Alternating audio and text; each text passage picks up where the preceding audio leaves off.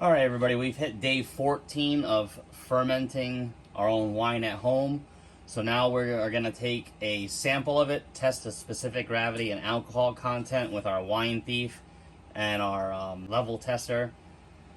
So everything has to be sanitized. We're using one-step no-rinse sanitizer. You don't want to introduce any other bacteria into that wine other than the yeast that's in there and the natural bacteria. So we're going to take the air locks off the top of the jugs. We're going to use the wine thief and everything just to siphon a little bit out, just to get that specific gravity and that alcohol content tested. Okay, we have our passion fruit and our peach mango wine uncapped. This is about 15.2 when we started, and this was about 17 when we started. So we're going to take this wine thief here, go down about halfway, and steal a sample and drop it into this chamber here with the hydrometer, and we'll be able to read the specific gravity. So we'll just take it, get off any little excess liquid there. We're going to go ahead and insert it in to the passion fruit, and you see the wine thief is drawing it out. We'll cap it with our finger, and we'll bring it right over to here. We'll obviously have to steal some more.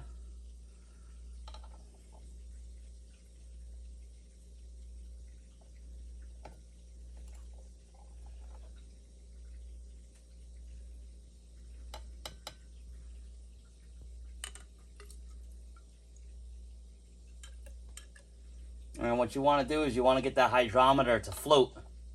So you may have to get a couple samples before it actually goes through. And the reason that we sanitize everything is because we're not going to waste this sample. It's going to go right back into the batch.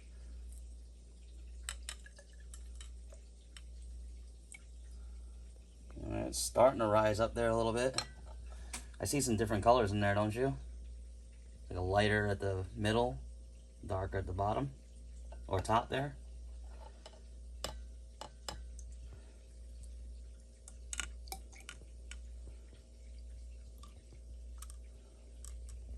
Alright, we'll go a little more and get it right to the top there.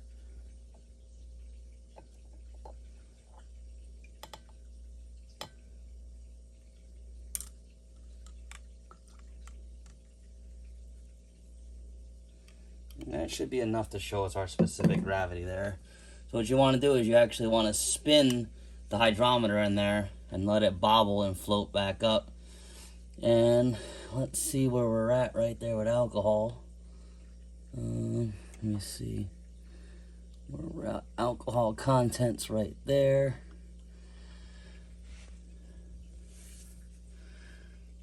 Alright, we are showing an alcohol content of much less than what we started, so there's still got to be some fermenting going on. It's coming in at about 10% alcohol right now, if you see that. It's about 10% there. And this is only 2 weeks into fermenting, so we're getting up there. So 10% right now for this passion fruit. We're going to go ahead and dump the sample back in there and clean this apparatus back out and make sure we don't have any wine transfer from each side. All right, my lovely assistant reminded me that we need to go to the top of the brim for there. And now you're going to have a little bit of that ride up on the side of the glass there, the little, I guess, dome, meniscus capillary thing going on there. But if you look, that's 10%, and it looks like we're sitting at 10, 11, 12, 13? It's about 13% alcohol right now. Right? Somewhere around there. Let's see. So we got the 10 right there. Yeah, it's about maybe 14. I can't tell. Let's see. 1, 2, 3. Yeah, so it's just over 13%. So that's not bad for about 2 weeks so far. All right, we got some light on to show you better. It's definitely just a hair over 13% alcohol. So we originally measured at 15.2, so we're getting close to there. Okay, we took a sample from the second wine, which was a higher alcohol content, peach mango. We started with 17, and we're actually up to 20% now or so. And that's because we put a lot more sugar in this one. probably a whole nother half pound or so.